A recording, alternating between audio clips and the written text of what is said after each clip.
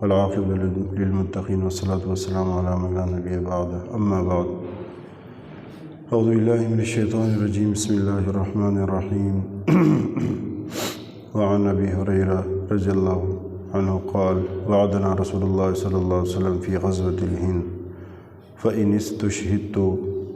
كنت من خیر الشہداء وإن رجعت فأنا ابو ہریرہ المحرر او کما قال علیہ السلام۔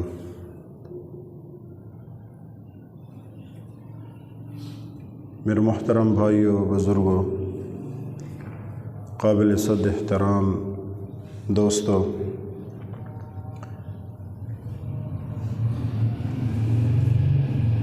اللہ تعالیٰ کی ذات بڑی حکیم ذات ہے۔ میں جب مطالعے میں سوچ رہا تھا اور اللہ سے دعائیں مانگ رہا تھا کہ آپ صلی اللہ علیہ وسلم نے جو احادیث میں پیشن گوئیاں کی ہیں، تو پیشن گوئی میں تو کوئی دن اور تاریخ نہیں ہوتی، بس ایک وقت ہوتا ہے، کوئی زمانہ بھی خاص نہیں ہوتا۔ تو اس میں حکمت کیا ہوگی؟ تو الحمدللہ اللہ تعالیٰ علماء کرام کی زندگی میں برکت دے۔ اللہ تعالیٰ جو مؤلفین ہیں، مصنفین ہیں، جنہوں نے کتابیں لکھی ہیں اور احادیث کی تشریحات لکھی ہیں، اللہ ان کو جزائے خیر دے۔ اس میں یہ حکمت ہے، جیسے موت ہے نا، موت، اگر موت کا کوئی وقت مقرر ہوتا تو مثال کے طور پر کسی کے بارے میں یہ بات ہوتی کہ بھئی اس کی 80 سال عمر ہوگی، تو وہ شروع کی عمر میں تو خوب گناہ کرتا، اور جو وہ تاریخ آتی تو تھوڑا عرصہ پہلے وہ کیا بن جاتا؟ حاجی صاحب بن جاتا۔ ٹھیک ہے جی، اللہ سے توبہ کر لوں گا، یہ کر لوں گا، وہ کر لوں گا، سب ٹھیک ہو جائے گا۔ اللہ بڑی کریم ذات ہے۔ ہماری قوم ہے بھی تو ایسی نا تقریباً، اس کے تو ہم سب گواہی دیتے ہیں، ایسی بات ہے کہ نہیں ہے؟ تو اللہ تعالیٰ نے اس کو پوشیدہ رکھا ہے، کچھ پتہ نہیں ہے کب آئے۔ وجہ یہ کہ انسان ہر وقت فکر مند رہے کہ میری موت کبھی بھی،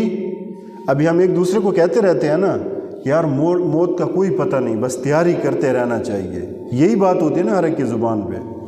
تو پھر اس وقت یہ بات نہ ہوتی، اور پہلے سے بیچارہ یہ کمزور ہو جاتا کچھ مہینے پہلے، اور کچھ کھانا پینا، بس میں تو اب مرنے والا ہوں، اور یہ اور وہ، اور ساتھ گھر والے رو رہے ہوتے، اور پتہ نہیں کیا نظام سارا ادھر ادھر ہو جاتا۔ ابھی بھی دنیا میں پتہ نہیں کتنے لاکھ روزانہ مرتے ہیں، تعداد میں یاد نہیں ہے۔ تو اللہ تعالیٰ حکیم ذات ہے۔ ایسے ہی پیشن گوئیاں جو نا پیشن گوئیاں کہ مہدی رضی اللہ تعالیٰ عنہ کب آئیں گے، دجال کا خروج کب ہوگا، عیسی السلام کو نزول کب ہوگا، کیسے، پیشن گوئیاں تو ہیں، کچھ تھوڑی بہت نشانیاں بھی ہیں، ساتھ نشانیاں دی ہوئی ہیں، لیکن کوئی تعیین نہیں ہے، کوئی زمانہ متعین نہیں ہے۔ اس میں حکمت یہ ہے کہ ہم مسلمان اہل ایمان اس کی تیاری میں لگے رہیں، غافل نہ ہوں، اسی کی تیاری میں لگے رہیں، اور ایمان کی محنت سے، اللہ سے اور اللہ کے رسول کی تعلیمات سے غافل نہ ہوں۔ تو اب یہ جمعہ ہے، وقت بھی تھوڑا ہے،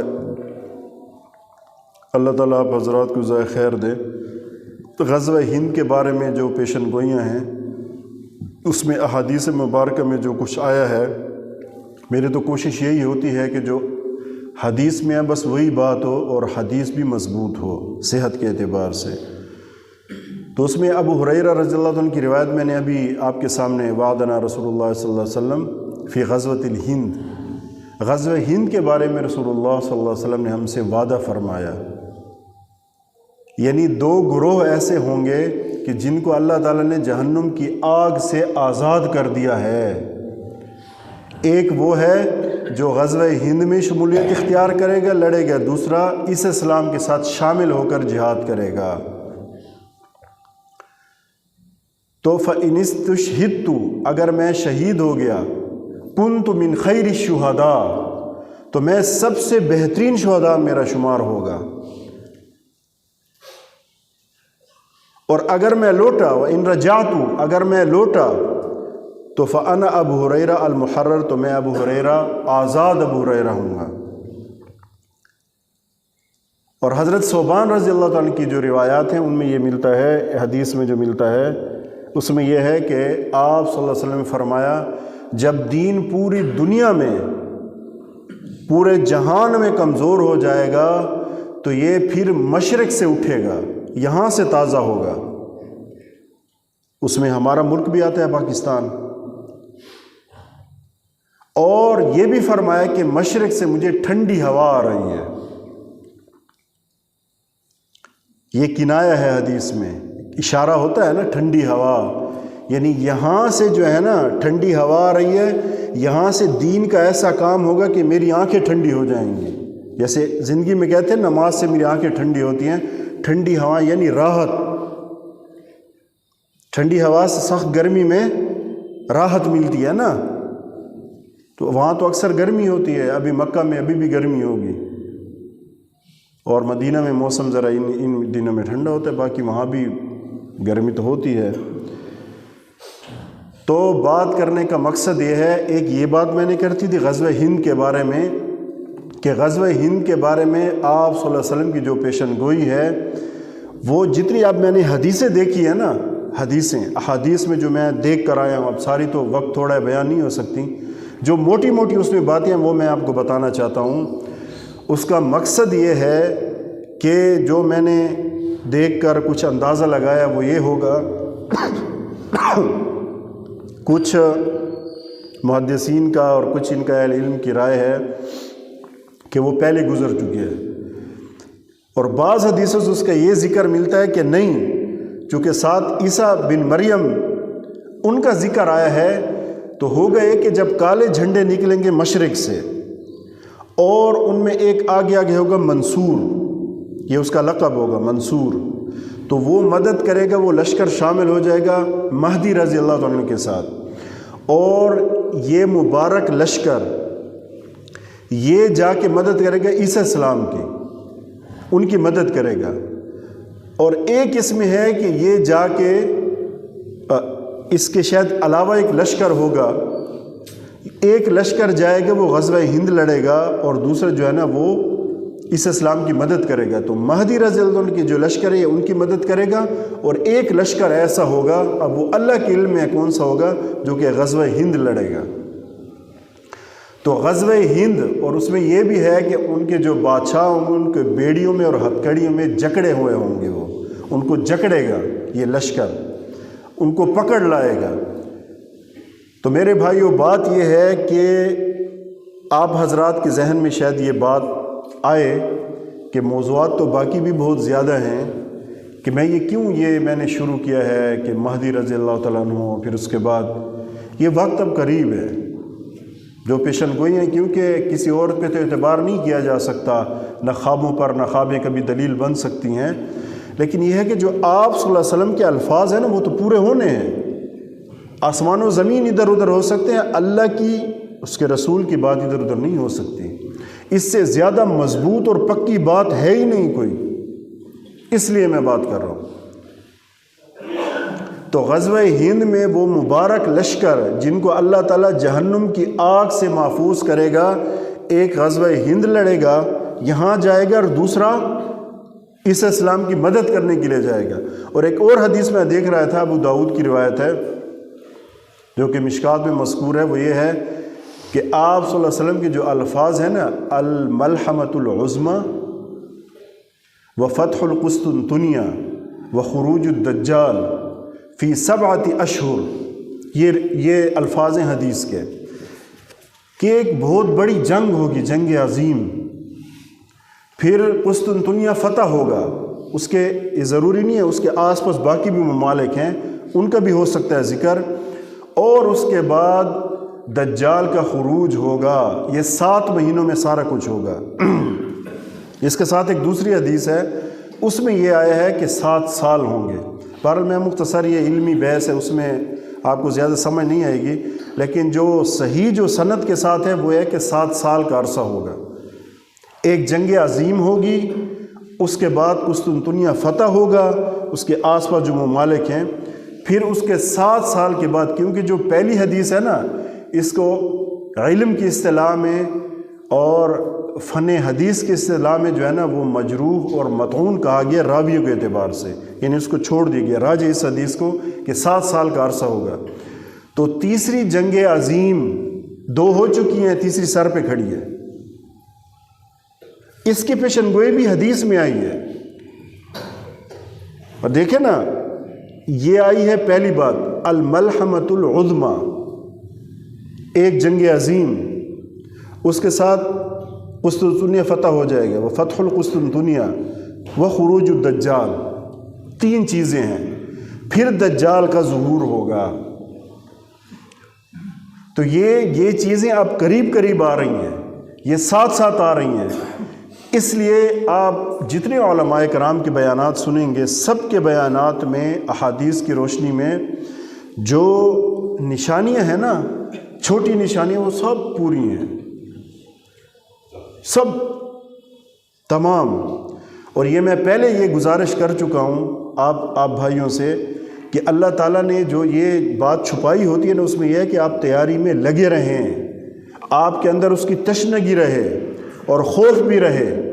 جس طرح انبیاء سے تذکرہ آتا چلا آ رہا ہے، آپ صلی اللہ علیہ وسلم نے صحابہ میں کیا دجال کا کہ اس سے پناہ مانگو، اور زمانہ یہ والا ہے اور کب سے بات چلی آ رہی ہے،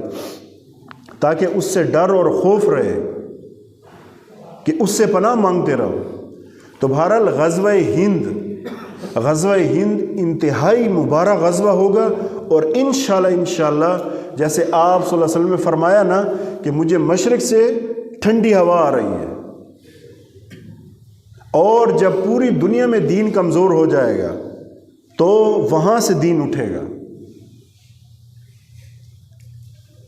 لیکن بات یہ ہے کہ یہ ہوں گے کون جو حق اور سچ کا ساتھ دیں گے، جو حق اور سچ کے ساتھ کھڑے ہوں گے کون؟ یہ وہی ہوں گے جو من کے سچے ہوں گے، جن کا دل پاکیزہ ہوگا، جنہوں نے محنتیں کی ہوں گی، اللہ کے ساتھ تعلق بٹھایا ہوگا اور اندر جذبہ ہوگا اللہ کے لیے لٹانے کا. آپ نے حضرت ابو ہریرہ کے الفاظ سنے ہیں نا، وعدنا رسول اللہ صلی اللہ علیہ وسلم، کتنا پکا یقین ہے ان کو، ہمارے ساتھ ہمارے نبی نے وعدہ کیا ہے فی غزوۃ الہند، غزوہ ہند کے بارے میں. فإن استشہدت، اگر میں شہید ہو گیا، کنت من خیر الشہداء، تو بہترین شہداء میں جو ہے میں شمار ہوں گا. وإن رجعت، اگر میں لوٹ آیا، وأنا ابو ہریرہ المحرر، تو میں آزاد ابو ہریرہ ہوں گا. قربان جو ان صحابہ پہ جن کے ساتھ حضور نے وعدہ کیا ہے کہ یہ 2 گروہ ایسے ہوں گے جو جہنم کی آگ سے آزاد ہیں، کس قدر یقین تھا ان کو. اور یہ حدیث ہم تک پہنچی ہے تو ہمیں اس قدر یقین ہے. ویسے یقین تو ہونا چاہیے نا حدیث پہ. تو ہمارے ایمان کی کمزوری ہے، اور یہ کوئی مشکل نہیں ہے ایمان کی کمزوری دور کرنا، یہ ہر مسلمان کے لیے آسان ہے. علماء موجود ہیں، تبلیغ کا بہترین کام ہے موجود ہے، خانقاہیں موجود ہے. ایمان و یقین کی محنت اس وقت جو پاکستان میں ہے نا، اس کی کہیں نظیر نہیں ملتی. ہندوستان اور پاکستان میں جس قدر علماء قربانی سے پڑھا رہے ہیں، مدرسے سنبھال رہے ہیں، ممبر و محراب کو سنبھالا ہوا، آپ کو کہیں نظیر نہیں ملے گی پوری دنیا میں. تو ہم کیوں اپنے ایمان کو مضبوط نہیں کر سکتے؟ کون سی چیز مانے ہے؟ مانے کیا چیز ہے؟ دنیا کی محبت، مال کی محبت بے انتہا. کمانا کوئی مسئلہ نہیں ہے، دنیا کا کمائے، دنیا میں کہیں پھرے، اس کی محبت برباد کر دیتی ہے. ہونی چاہیے انسان کے پاس، انسان کسی کا محتاج نہ ہو، لیکن اس کی محبت میں اس قدر اندھا ہو جانا، اتنے بڑے بڑے حقائق کو بھول جانا کہ بار بار بیان بھی کیے جاتے رہیں کہ یہ دنیا، یہ جہان تیسری عالمی جنگ کے بالکل دہانے پہ کھڑا ہے.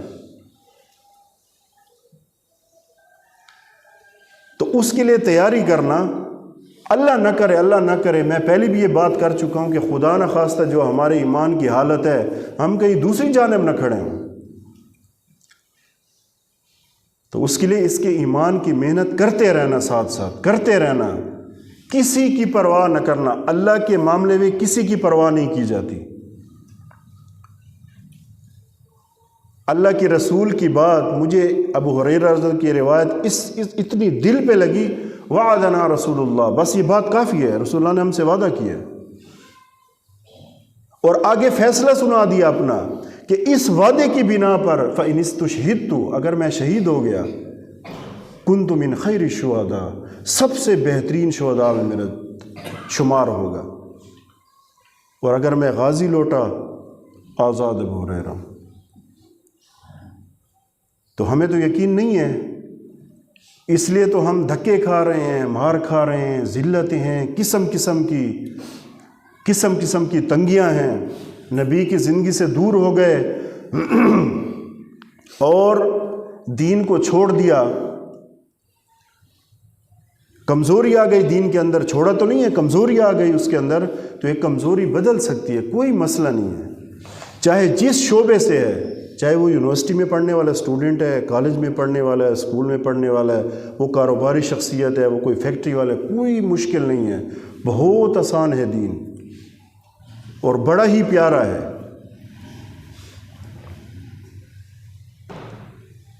قسم کی جو پریشانیاں بار بار آتی ہیں، اجتماعی پریشانیاں، انفرادی پریشانیاں، دین کو چھوڑنے کی وجہ سے ہے۔ آج کل میرا موضوع تو نہیں ہے، آج کل شادیوں کا سیزن چل رہا ہے، میں پہلے بھی یہ بات کر چکا ہوں، تو آپ اگر کوئی خیر کی بات کا اعلان کریں نا، کوئی بھی خیر کی بات ہو، کوئی بھی دین کی بات ہو، کہ بھئی آپ تشریف لائیں، انشاءاللہ پروگرام ساتھ آپ کو کچھ کھلائیں گے بھی، تو وہاں آپ تعداد دیکھ لیں، ٹھیک ہے جی۔ اور اگر کوئی اعلان ہو جائے نا، یہاں کوئی موسیقار، آج کل چاروں طرف یہ شروع ہے نا، ویسے تو تنگی ہے ہر چیز میں، کہتے ہیں کاروبار نہیں ہے، لیکن جب ڈھول ڈھمکے ہوں، تماشے ہوں، اور یہ دوسری، اب میں ممبر پہ اچھی بات نہیں ہے، ان کو بلا کر نچایا جاتا ہے، اور موسیقی کا پوری رات پروگرام، لاکھوں روپے لٹائے اور پھینکے جاتے ہیں، وہاں تعداد دیکھا کرو، یہیں سے ہم اپنی قسمت اور تقدیر کا اندازہ لگائیں۔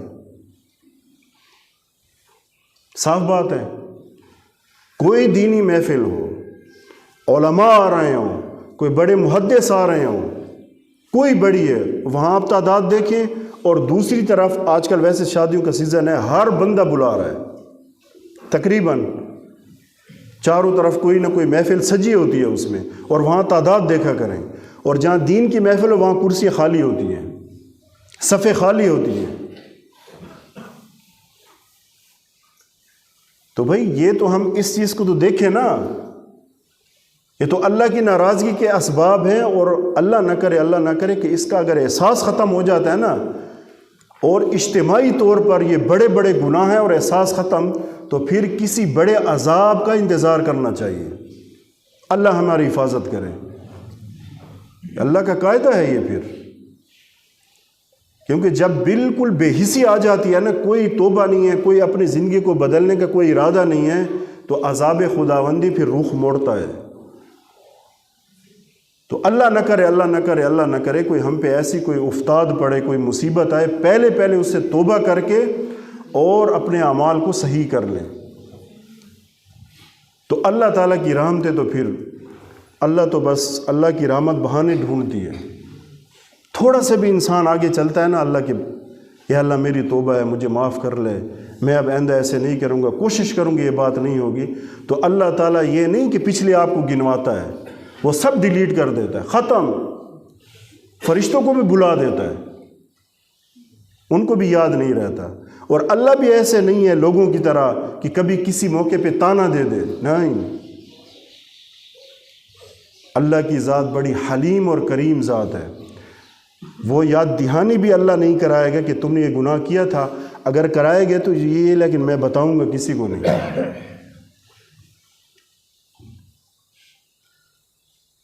تو اس لیے مشابہت کس سے دی گئی؟ ماں سے، کہ 70 ماؤں سے، وہ مجھے ایک حدیث یاد آ گئی چلو موضوع تو غزوہ ہند کا تھا، لیکن یہ بات سامنے آ گئی۔ ابو ہریرہ رضی اللہ عنہ کی روایت ہے کہ اللہ تعالیٰ کی جو رحمت کے جو حصے ہیں نا، 100 حصے ہیں، 100۔ ایک حصہ دنیا میں اتارا ہے، 99 اپنے پاس رکھے ہیں، ایک حصہ دنیا میں اتارا ہے۔ اسی حصے کی وجہ سے ماں اپنے بیٹے پہ جان چھڑکتی ہے، اس کا اثر ہے یہ۔ ماں پہ تو پوری کتابیں شاعری کی بھری ہوئی ہیں، ماں کی ممتا، ماں کی ممتا، ماں کی ممتا۔ اور جانور پاؤں اٹھا کر اپنے بچے کو دودھ پلاتا ہے اور جانوروں سے حفاظت کرتا ہے۔ ماں کبھی میں اس دن ایک کلپ دیکھ رہا تھا کہ ایک بیچاری وہ جو ہرن ہوتی ہے اپنی جان دے کر اپنے بچے کو بچایا، خود موت کے منہ میں چلی گئی لیکن بچے کو، یہ اسی ایک کا اثر ہے، جو رحم کا جو اللہ نے حصہ اتارا ہے اسی کا اثر ہے۔ تو اللہ تعالیٰ کی ذات تو بڑی کریم ہے، یہ تو نہیں ہے کہ سب ختم ہو گیا بس ہم توبہ کریں گے تو نہیں، سب ختم ہو جائے گا۔ لوگوں کے جو حقوق ہیں وہ واپس کرنے پڑیں گے یا ان سے معاف کرا کے سب ختم، اللہ کی طرف لوٹ سکتے ہیں۔ بہرحال میں یہ گزارش کر رہا تھا، حالات تیزی سے اسی طرف جا رہے ہیں، تیسری جنگ سر پہ کھڑی ہے، جنگ عظیم۔ اللہ نہ کرے پھر ایسے نہ ہو جیسے انسان غفلت میں ہوتا ہے نا، پھر اس کو سنبھلنے کا موقع ہی نہ ملے۔ یہ ساری چیزیں اسی طرف جا رہی ہیں۔ یہ جتنا ظلم ہوا ہے غزہ میں، یہ اس کی یہاں سے ابتدا ہو گئی۔ اب میں اس پہ پہلے بات کر چکا ہوں، اب ظاہر ہے یہاں جو درد ہو یہ بندہ چھپا تو نہیں سکتا اس کو، کہ کس قدر دنیا بے حس ہو چکی ہے، کس قدر ظلم و ستم ہوا وہاں پہ، ٹکڑے بچوں کے ہوئے، نیچے سردی میں جگہ نہیں ہے، ماں نے اپنے بچے کو اٹھایا ہوا ہے، وہ عربی میں زبان میں کہہ رہی ہے کہ بارش ہو رہی ہے، ٹھنڈ ہے، وہاں پہ ٹھنڈا علاقہ ہے، تو میں اب کہاں جاؤں گا؟ وہ چھوٹی سی ایک جھوپڑی ہے، وہ بھی سے تر بتر ہو گئی، وہ کہے کہ میں کہاں جاؤں گی اب؟ اور پورے مسلمان حکمران اپنے عالی شان محلوں میں اور یہ رہے، کیا یہ اللہ بدلہ نہیں لے گا؟ نہیں پوچھے گا اس کا، ضرور اس کا بدلہ لیا جائے گا۔ اللہ ہماری حفاظت کرے۔ تو اس لیے میں آخر میں ایک خلاصہ عرض کرتا ہوں، خلاصہ یہ، ایمان کی محنت، اللہ پہ جتنا یقین ہوگا، اللہ سے جتنی قربت ہوگی، جتنی محبت ہوگی، پھر اس دل پہ حکمت میں چشمے کھلیں گے۔ اللہ کے ساتھ جتنی محبت ہوگی، اللہ کے نبی کے ساتھ جو محبت ہوگی، اور عملاً ہوگی، باتوں سے نہیں، کوشش ہو، کبھی کوتاہی ہو جاتی ہے، کوشش ہو کہ اللہ کے نبی کا راستہ نہ چھوٹے اور اللہ کے نبی کا طریقہ نہ چھوٹے، پوری کوشش ہو۔ تو آپ سب نیت کرتے ہیں انشاءاللہ اس کی کہ اللہ تعالی ہماری زندگی بدل دے۔ اور میں پھر جیسے آخر میں کہتا ہوں نا کہ قسم قسم کے فتنے ہیں، علماء سے بدظن کرنے میں کوئی کسر نہیں چھوڑی جا رہی، ٹھیک ہے؟ یہ بیٹھے ہوئے ہیں نا جناب اسکالر صاحبان، یہ کوئی کسر نہیں چھوڑ رہے، لیکن یہی ہمیں دین سکھاتے ہیں۔